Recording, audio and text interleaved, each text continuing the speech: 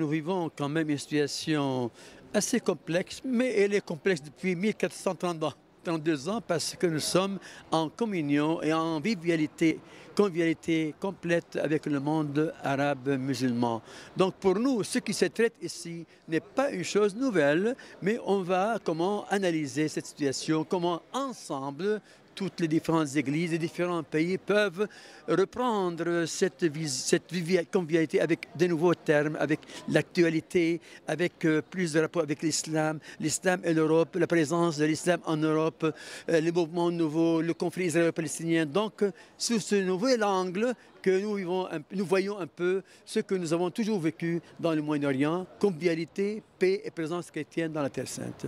Vous savez, malgré tout, nous avons des plans et des niveaux de travail ensemble depuis des années. Nous avons le Conseil du Moyen-Orient, des églises. Toutes les églises sont dans un Conseil du Moyen-Orient. Nous avons dans chaque pays une conférence, sorte de conférence épiscopale, patriarche et évêque.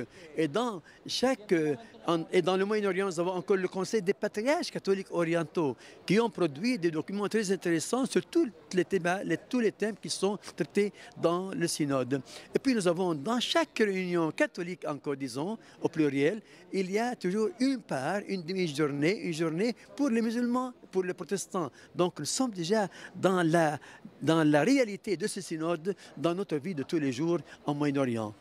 Seulement, on va un peu plus approfondir ces thèmes-là.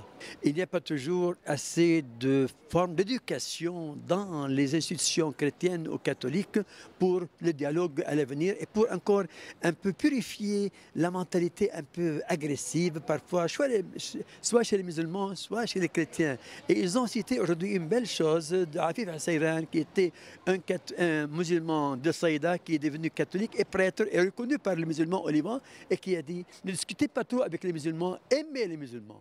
Et je dis que c'est la substance du christianisme. Nous aimions les autres, soit chrétiens, musulmans, soit chrétiens entre nous, soit protestants. On ne s'aime pas assez.